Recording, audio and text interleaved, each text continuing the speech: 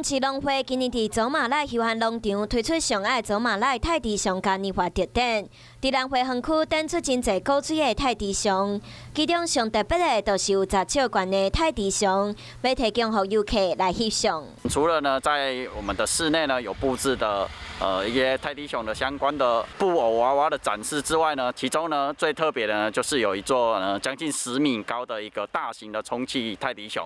只要游客来到走马濑农场买票入园，就会使摕到当囡仔的卡片。只要当5个囡仔，就会使换到一张泰迪熊的纪念明信片。泰迪熊嘉年华特展会展到9月底，而且嘛有世无马气垫城堡等等，欢迎大家做伙来到走马濑佚佗。